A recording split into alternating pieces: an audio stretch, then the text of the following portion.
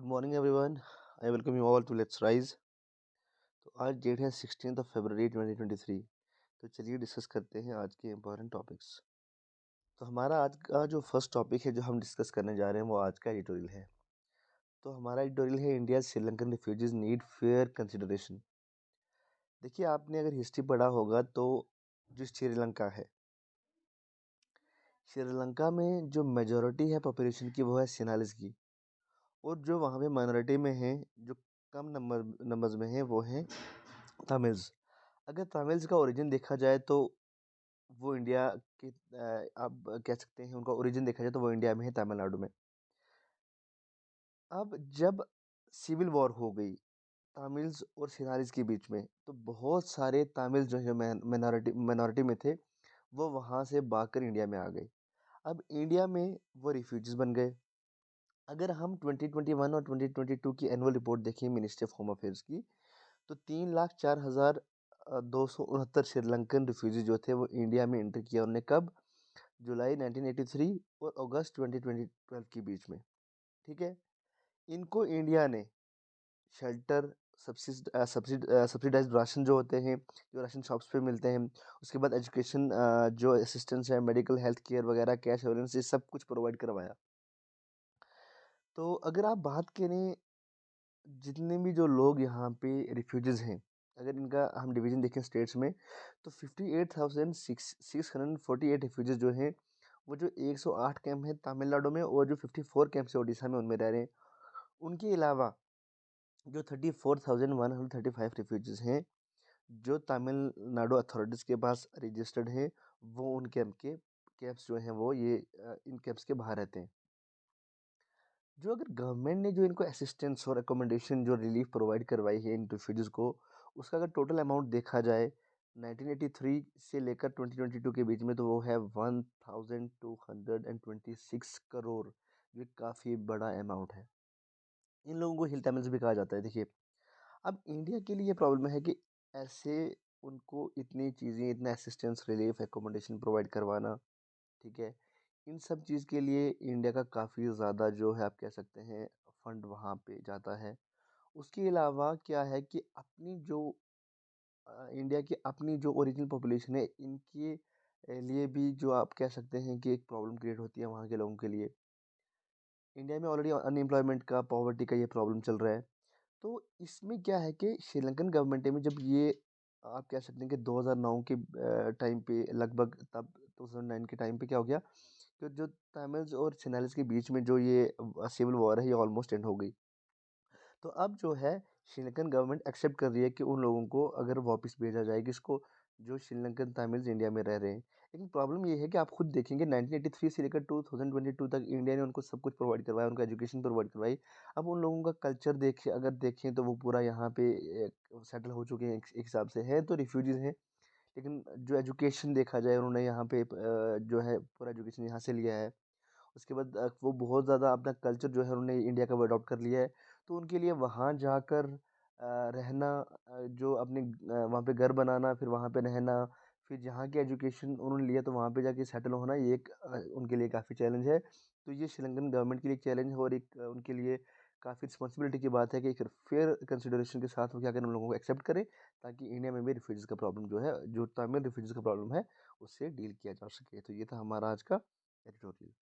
तो हमारा next important article है understanding India's mental health care act 2017 के। जो MHA एक्ट 2017 है, इसके इम्प्लीमेंटेशन में जो चैलेंजेस हैं वो क्या है? देखिए, अगर नेशनल ह्यूमन राइट्स कमीशन की जो रिपोर्ट है उसको देखा जाए, तो जो इस रिपोर्ट में क्या है कि जो इनह्यूमन एंड डिप्लोरेबल, ये जो टाइटल है हमारी इस रिपोर्ट का, ये बता दिया है कि 46, जो total 46 mental health care institution जिनको गवर्नमेंट रन करती है कंट्री में, तो इनका जो पूरा डाटा है यहाँ पे दिया गया है। ठीक है। देखिए, डाटा में क्या क्या दिया गया है कि बहुत बार क्या होता है कि अगर एक मेंटल पेशेंट है, वो रिकवर हो चुका है, उसके बाद भी उसको वहाँ पे रखा जाता है। उसके बाद ह्यूमन राइट्स का जो इन्फ्रिंजमेंट होता है, जो इल पेशेंट्स होते हैं वो भी तो, उनके भी कुछ राइट्स हैं, उनको इन्फ्रिंज किया जाता है। ठीक है? ये सारी जो प्रॉब्लम्स हैं इनसे डील करने के लिए एमएच एक्ट 2017 लाया गया। अब क्या कहता है एमएच एक्ट 2017? ये एक्नॉलेज करता है उन लोगों को as a they have the right to live as a part of the community, ठीक है? वो भी तो कम्युनिटी का एक पार्ट है, तो उनके भी तो कुछ राइट्स हैं, ठीक है? अगर सेक्शन 19 देखा जाए इस एक्ट का, तो गवर्नमेंट ने जो इनके लिए क्या किया था कि जो इस एक्ट के थ्रू कुछ रिलीफ या रिलैक्सेशंस लाई थी, वो ये थी कि देखिए पहली बात ये है कि आप क्या करेंगे कि उनको उनके लिए क्या बनाएँगे कि halfway homes, shelter accommodations, rehab homes और जितनी भी उनको अकोमोडेशन प्रोवाइड की जाए उनको सपोर्ट करने के लिए, सब चीज़ें उनको प्रोवाइड करवाई जाएँगी। उसके बाद ये एक्ट जो है ये डिस्कस करता है किसका यूज़, यूजिंग फिजिकल डिस्टेंस, मतलब जैसे चेन से आपने बहुत सारी मूवीज़ में भी देखा होगा कि जो मेंटल पेशेंट होता है उसको चेन से बांध के रखते हैं, तो ये चीज़ आपने नहीं करनी है बिकॉज़ वो जैसे भी है मेंटल पेशेंट है but after all he is a human being. उसके बाद अनमॉडिफाइड जिसे आप कह सकते हैं unmodified electro convulsive therapy ECT, जैसे आपने देखा होगा मे बी आपने बहुत वीडियोस ऐसी देखी होंगी कि एक मेंटल पेशेंट होता है उसके जो हेड में पूरे कुछ ऐसा इलेक्ट्रिकल इक्विपमेंट्स लगाए होते हैं और उसके बाद उसको शॉक दिया जाता है, तो इस इन चीज़ों से भी क्या किया गया कि ये चीज़ों इन चीज़ों पे भी रोक लगाई गई। उसके अलावा उनके hygiene, sanitation, food, recreation, privacy, infrastructure सबका ध्यान रखा गया। ये सब चीज़ें जो हैं ये इस एक्ट के अंदर जो है मेंशन की गई हैं। लेकिन इसको इम्प्लीमेंट करने में ये काफ़ी चैलेंजेस फेस करने पड़ रहे हैं। अब हम कुछ देखते हैं कि जो आप कह सकते हैं मेंटल पेशेंट्स होते हैं, ठीक है? उनको अगर हम अच्छे से ध्यान उनका नहीं रखेंगे, एक तो अगर जो गवर्नमेंट रन इंस्टीट्यूशंस हैं वहाँ पे काफ़ी ज़्यादा आप कह सकते हैं गवर्नमेंट का अगर आप फंड वहाँ पे जा रहा है आप उसको अच्छे से यूज़ नहीं कर रहे, जो मेंटल पेशेंट्स हैं उनको अच्छे से ट्रीट नहीं कर रहे हैं और अकॉर्डिंग टू दिस एक्ट, ठीक है, इसका इम्प्लीमेंटेशन अच्छे से नहीं हो रहा है। आप उनको अगर फॉर एग्जांपल एक अगर मेंटल पेशेंट 1 साल में उसका ट्रीटमेंट कंप्लीट होना चाहिए, आप उसको टाइम पीरियड पे उसका जो है अच्छे से ट्रीटमेंट नहीं हो रहा है या उनकी उनको मेडिसिन टाइम पे नहीं दी जा रही हैं या वहाँ पे हाइजीनिक कंडीशंस अच्छे नहीं है, वहाँ पे जो खाना उनको मिलता है वो अच्छा नहीं है, उनको as part of the community जैसे वो बिल्कुल उनको नॉर्मली जैसे ट्रीट करना चाहिए as a part of the community वैसे उनको ट्रीट नहीं किया जा रहा है, तो ये एक बहुत बड़ा चैलेंज है आप कह सकते हैं, जो इम्प्लीमेंट करने में जो हमारा ये एमएच एक्ट 2017 है। जो एमएच एक्ट 2017 है इसके जितने भी ये आप कह सकते हैं इसमें जितने भी सेक्शंस हैं, इसकी जितने भी जो इनमें चीज़ मेंशन की गई है, इसके नोट्स आपको प्रोवाइड हम करवाएँगे, चैनल जो हमारा चैनल है टेलीग्राम चैनल वहाँ पे। तो नेक्स्ट हमारा आर्टिकल है indigenous carrier Vikrant will indigenous carrier Vikrant will be operational by end year end, कि इस साल 2023 के एंड में जिस जो आईएनएस विक्रांत है हमारा जो फर्स्ट इंडिजिनस एयरक्राफ्ट कैरियर है इसके ट्रायल्स चल रहे हैं, तो एंड ईयर में इसको ऑपरेशनलाइज कर दिया जाएगा। तो चलो थोड़ा बहुत जानते हैं आईएनएस के बारे में।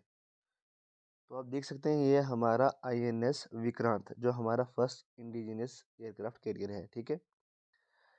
अब इसके बारे में थोड़ा बहुत जानते हैं कि this is India's first indigenous aircraft carrier, ठीक है, इसको कमीशन कर दिया गया है पर इसको ऑपरेशनलाइज किया जाएगा 2023 के एंड में। इसका नाम जो है Vikrant which means courageous, this name is taken and this is named after India's first aircraft carrier, जिस एयरक्राफ्ट कैरियर को कहाँ से लाया गया था, यूके से लाके इंडिया में कमीशन किया गया था कब, 1961 में। अगर इसका वेट देखा जाए तो ये कितना है, 45,000 tons. It is the largest naval ship to be design and build in India, जितने भी इंडिया में डिज़ाइन होने वाले शिप्स हैं उनमें this is the largest naval ship, ठीक है। उसके बाद जो इसमें टेक्नोलॉजी यूज़ की गई है वो की गई है short take off but assisted recovery, जिसको हम स्टोबार भी कह सकते हैं। उसके बाद इसमें जो मटेरियल यूज़ किया गया है, ठीक है, 76% जो है वो मेड इन इंडिया था, वो मेड इंडिया में ही जो इंडिजिनस हमारा मटेरियल है उसको यूज़ किया गया है। उसके अलावा जो 24% जो मटेरियल है उसको बाहर से इंपोर्ट किया गया है। और कहाँ पे इसको बनाया गया, it is made at Cochin shipyard limited, कहाँ पे है वो, ये कोची में है। तो ये था हमारे जो आईएनएस विक्रांत है फर्स्ट इंडिजिनस एयरक्राफ्ट के बारे में। थैंक यू सो मच, आज के लिए इतना ही। और इसके जितने भी नोट्स हैं जो इंपॉर्टेंट नोट्स हैं वो आपको प्रोवाइड कराएंगे अपने टेलीग्राम चैनल पे। Thank you so much and take care.